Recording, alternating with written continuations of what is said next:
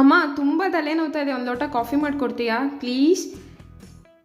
ಏನೇ ಹೇಳಿ, ಮಸಾಲೆ ದೋಸೆ ತಿಂದಮೇಲೆ ಒಂದು ಫಿಲ್ಟರ್ ಕಾಫಿ ಕುಡಿದೇ ಇದ್ದರೆ ಏನೋ ಕಳ್ಕೊಂಡಂಗೆ ಅನಿಸುತ್ತೆ ಅಲ್ವಾ? ಇನ್ನೂ ಹಳೆ ಕಾಲದವ್ರ ಥರ ಏನು ಫಿಲ್ಟರ್ ಕಾಫಿ ಅಂದ್ಕೊಂಡು ಕಾಫಿ ಡೇಗೆ ಬಂದು ಒಂದ್ಸಲ ಕ್ಯಾಪಚಿನೋ ಟೇಸ್ಟ್ ಮಾಡು, ಫ್ಯಾನ್ ಆಗಿ ಹೋಗ್ತೀಯ. ಈ ಥರ ಎಲ್ಲ ಮಾತು ಕೇಳ್ತಾನೆ ಇರ್ತೀವಿ ಅಲ್ವಾ? ನಮಗೆಲ್ಲ ಅಂಗಡಿಯಿಂದ ಕಾಫಿ ಪೌಡರ್ ತಂದು ಕಾಫಿ ಮಾಡ್ಕೊಂಡು ಕುಡಿದ ಅಭ್ಯಾಸ ಇದೆ. ಏನು ಟೇಸ್ಟ್ ಗುರು, ಕಾಫಿ ಮುಂದೆ ಏನೂ ಇಲ್ಲ ಅಂತ ಕಾಫಿ ಲವರ್ಸ್ ಹೇಳ್ತಾನೆ ಇರ್ತಾರೆ. ಅದು ಯಾವತ್ತಾದರೂ ಯೋಚನೆ ಮಾಡಿದ್ದೀವ? ಹೂವಿಂದ ನಿಮ್ಮ ಮನೇಲಿ ರುಚಿಯಾಗಿ ಬರುವಂತಹ ಕಾಫಿವರೆಗೆ ರೈತ ಎಷ್ಟೆಲ್ಲ ಕಷ್ಟಪಡ್ತಾನೆ, ಏನೇನೆಲ್ಲ ಪ್ರೊಸೀಜರ್ಸ್ ಇದೆ ಕಾಫಿ ಮಾಡೋಕ್ಕೆ, ಏನೆಲ್ಲ ಮಿಕ್ಸ್ ಮಾಡಿದರೆ ಕಾಫಿ ರುಚಿ ತುಂಬ ಚೆನ್ನಾಗಿ ಬರುತ್ತೆ. ನೋಡಬೇಕು ಅಂತ ಕುತೂಹಲ ನಿಮಗಿದ್ರೆ ತೋರಿಸ್ತೀನಿ, ಹೋಗೋಣ ಬನ್ನಿ. ಏನೇ ಹೇಳಿ, ರೈತರಿಗೆ ದೇವ್ರ ಕೈ ಹಿಡಿದ್ರೆ ಆ ವರ್ಷ ಬಂಪರ್, ಇಲ್ಲ ಅಂದರೆ ಪಾಪರ್. ಆದರೆ ಯಾವುದಕ್ಕೂ ಹೆದರದೆ, ಯಾವುದಕ್ಕೂ ಜಗದೆ ಮುನ್ನಡೆಯೋದೇ ನಮ್ಮ ರೈತರ ಸ್ಪೆಷಾಲಿಟಿ. ರೈತರಿಗೆ ಒಂದು ನಮಸ್ಕಾರ ಹೇಳ್ತಾ ಹೋಗೋಣ ಬನ್ನಿ. ನಾನಿವಾಗ ನಿಮ್ಮನ್ನ ಕಾಫಿ ತೋಟದೊಳಗೆ ಕರ್ಕೊಂಡು ಹೋಗ್ತಾ ಇದ್ದೀನಿ. ನಂತರ ಕಾಫಿ ಹೂವಿಂದ ನಿಮ್ಮನೆಗೆ ಬರೋ ಕಾಫಿ ಪೌಡರ್ ತನಕ ಏನೆಲ್ಲ ಆಗುತ್ತೆ ಅಂತ ನೋಡೋಣ. ಈಗ ನೀವು ನೋಡ್ತಾ ಇರೋಂತಹ ಗಿಡ ಬಂದು 5 ವರ್ಷ ವಯಸ್ಸಾಗಿದೆ ಅದಕ್ಕೆ. ನಂತರ ಈಗ ನಿಮಗೆ ತೋರಿಸ್ತಾ ಇಲ್ಲ, ಈ ಹೂವು ಮೊಗ್ಗು ಎಲ್ಲ ಆ ಥರ ಅರಳಿ ನಂತರ ತುಂಬ ಸುಂದರವಾಗಿರುವಂತಹ ಹೂವಾಗಿ ಅರಳುತ್ತೆ. ಅದರ ಸುವಾಸನೆ ಮುಂದೆ ಮಲ್ಲಿಗೆನೂ ಏನೂ ಅಲ್ಲ, ಅಷ್ಟು ಚೆಂದ. 3 ರಿಂದ 4 ದಿನ ಮಾತ್ರ ಅದರ ಆಯಸ್ಸು, ಆಮೇಲೆ ಅದು ಒಣಗಕ್ಕೆ ಶುರು ಮಾಡಿ ಕಾಯಿ ಕಟ್ಟೋಕ್ಕೆ ಶುರು ಮಾಡುತ್ತೆ. ಈಗ ನಾನು ನಿಮಗೆ ತೋರಿಸ್ತಾ ಇರೋಂಥ ಹಸಿರು ಕಾಯಿ ನಂತರ ಹಣ್ಣಾದಮೇಲೆ ಕೆಂಪನಾಗಿ ಕಾಫಿ ಹಣ್ಣಾಗುತ್ತೆ. ಈಗ ನಾವು ಅದನ್ನು ಕೊಯ್ಲು ಮಾಡ್ತೀವಿ.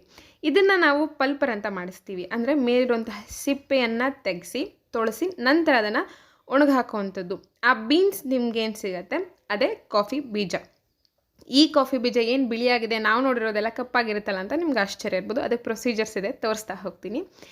ಈ ಸಿಪ್ಪೆಯನ್ನು ಗೊಬ್ಬರ ಆಗಿ ಬಳಸ್ತಾರೆ. ಇಲ್ಲಿ ನಾನು ನಿಮಗೆ ಪಲ್ಪರ್ ಮಾಡ್ತಾರಂಥ ವಿಡಿಯೋನ ತೋರ್ಸೋಕ್ಕೆ ಸಾಧ್ಯ ಆಗಲಿಲ್ಲ.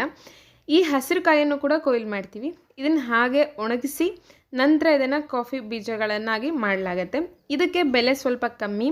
ನಾನು ನಿಮಗೆ ಮುಂಚೆ ತೋರಿಸ್ತಾ ಇಲ್ಲ, ಹಣ್ಣಾಗಿ ನಂತರ ನಾವು ಪಲ್ಪರ್ ಮಾಡಿಸಿದ್ದಕ್ಕೆ ಸ್ವಲ್ಪ ಬೆಲೆ ಹೆಚ್ಚಾಗಿರುತ್ತೆ. ಇದನ್ನು 3 ರಿಂದ 4 ದಿನ ಬಿಸಿಲಲ್ಲಿ ಚೆನ್ನಾಗಿ ಒಣಗಿಸಿ ನಂತರ ಇದನ್ನು ಬೀಜಗಳನ್ನು ಪುಡಿ ಮಾಡೋಕ್ಕೆ ಕಳಿಸಲಾಗತ್ತೆ. ನಾನು ನಿಮಗೆ ತೋರಿಸ್ತಾ ಇದ್ದೀನಿ ನೋಡಿ. ಇದು ಕಪ್ಪಾಗಿರುವಂತಹ ಬೀಜನಿದೆ, ಇದು ಹಸಿರು ಕಾಯಿಗಳನ್ನು ಕಿತ್ತು ಒಣಗಿಸಿರೋವಂಥದ್ದು. ಈ ಬಿಳಿಯಾಗಿರುವಂಥ ಬೀಜ ಕಾಳುಗಳೇನು ನೋಡ್ತಾ ಇದ್ದೀರಾ, ಇದು ಬಂದುಬಿಟ್ಟು ಪಲ್ಪರ್ ಮಾಡಿರೋವಂಥದ್ದು. ಈ ಥರ ಬರುತ್ತೆ ಕಾಫಿ ಬೀನ್ಸ್. ಇದನ್ನು ಚೆನ್ನಾಗಿ 3 ರಿಂದ 4 ದಿನ ಬಿಸಿಲಲ್ಲಿ ಒಣಗಿಸಿದ ಮೇಲೆ ಇದನ್ನು ಮಾಯಿಶ್ಚರ್ ಚೆಕ್ಗೆ ಅಂತ ತೊಗೊಂಡು ಹೋಗಬೇಕು. ಈಗ ನಾವು ಪೇಟೆಗೆ ಬಂದಿದ್ದೀವಿ ಮಾಯಿಶ್ಚರ್ ಚೆಕ್ ಮಾಡ್ಸೋಕ್ಕೆ. ಇದನ್ನು ಒಂದು ಸಲ ಗ್ರೈಂಡ್ ಮಾಡಿ ತರಿಯಾಗಿ ಮಾಡಿಕೊಂಡು ನಂತರ ಈ ಮಾಯಿಶ್ಚರ್ ಚೆಕ್ ಮಾಡುವಂಥ ಮೆಷಿನಲ್ಲಿ ಮೀಟರಲ್ಲಿ ಅದನ್ನ ಚೆಕ್ ಮಾಡಿ ಹೇಳ್ತಾರೆ, ಇನ್ನೂ ಬೇಳೆಕಾಳುಗಳು ಒಣಗಬೇಕಾ ಅಥವಾ ಒಣಗಿದೆಯಾ, ಈಗ ಆಲ್ರೆಡಿ ಹಸಿ ಎಲ್ಲ ಹೋಗಿದೆ ಅಂತ ಚೆಕ್ ಮಾಡಿ ಹೇಳ್ತಾರೆ. ನಾವು ತೊಗೊಂಡು ಬಂದಿರೋಂತಹ ಬೇಳೆ ಚೆನ್ನಾಗಿ ಒಣಗಿತ್ತು. 10.7% ಅಷ್ಟು ನಮಗೆ ಮೀಟರಲ್ಲಿ ತೋರಿಸ್ತು ಮಾಯಿಶ್ಚರ್. ಸೊ ಇವಾಗ ನೀಟಾಗಿ ಚೆನ್ನಾಗಿ ಒಣಗಿದೆ, ಪೌಡರ್ ಮಾಡ್ಬೋದು ಅಂತ ಹೇಳಿದ್ರು. ಇದನ್ನು ನೆಕ್ಸ್ಟ್ ನಾವು ಕಾಫಿ ವರ್ಕ್ಸ್ಗೆ ಕರ್ಕೊಂಡು ಹೋಗಿ ನಂತರ ಕಾಫಿ ಪುಡಿ ಮಾಡಬೇಕಾಗತ್ತೆ. ಈಗ ತೊಗೊಂಡು ಹೋಗ್ತಾ ಇದ್ದೀವಿ ನೋಡಿ, ಇದೇ ಕಾಫಿ ಬೀನ್ಸ್. ಇವಾಗ ಇದನ್ನು ರೋಸ್ಟ್ ಮಾಡೋಕ್ಕೆ ಕೊಡಬೇಕು. ಹಿಂದೆ ಎಲ್ಲ ನಮ್ಮ ಅಜ್ಜಿಯಂದ್ರ ಕಾಲದಲ್ಲಿ ಕಬ್ಬಿಣದ ಬಾಣಲಿನ ಇಟ್ಕೊಂಡು ಸೌದೆ ಒಲೆಯಲ್ಲಿ ಒಂದೇ ಸಮ ಸಣ್ಣ ಉರಿಯಲ್ಲಿ ಹುರಿತಾ ಇದ್ರು. ಪಾಪ ತುಂಬಾ ಕಷ್ಟದ ಪ್ರೊಸೀಜರ್ ಅದು.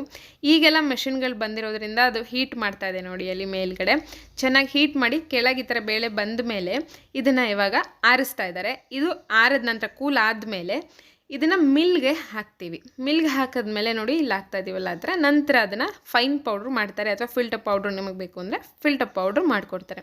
ಅಯ್ಯೋ ಇಷ್ಟೇನು ಅನ್ಕೊಂಬೇಡಿ, ಇನ್ನೂ ಪ್ರೊಸೀಜರ್ಸ್ ಇದೆ, ತೋರಿಸ್ತೀನಿ ಬನ್ನಿ. ಇದೆಲ್ಲ ಆದಮೇಲೆ ನಿಮಗೆ ಚಿಕೋರಿ ಅಂತ ಕೇಳಿರಬಹುದು.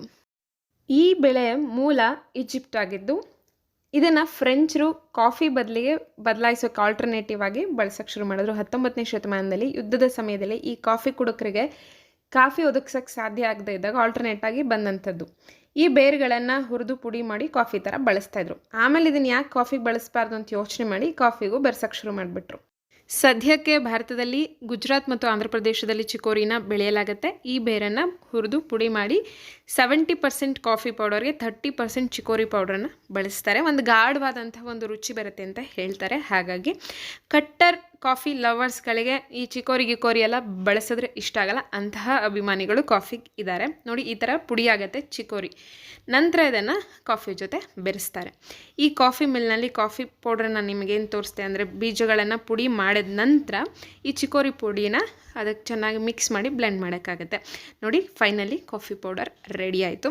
ಸೊ ಯಾರೆಲ್ಲ ಕಾಫಿ ಲವರ್ಸ್ ಇದ್ದೀರಾ ಅವ್ರಿಗೆ ಈ ವಿಡಿಯೋನ ಶೇರ್ ಮಾಡಿ, ಡೆಡಿಕೇಟ್ ಮಾಡಿ, ಜೊತೆಗೆ ಈ ವಿಡಿಯೋ ಇಷ್ಟ ಆದರೆ ಲೈಕ್ ಮಾಡಿ ಅಂತ ಹೇಳ್ತಾ ಕಮೆಂಟ್ ಮಾಡಿ ನಿಮ್ಮ ಅಭಿಪ್ರಾಯನ ತಿಳಿಸಿ. ಚಾನಲ್ ಇಷ್ಟ ಆದರೆ ಸಬ್ಸ್ಕ್ರೈಬ್ ಮಾಡಿ. ನೆಕ್ಸ್ಟ್ ವಿಡಿಯೋದಲ್ಲಿ ಸಿಗ್ತೀನಿ. ನಮಸ್ಕಾರ.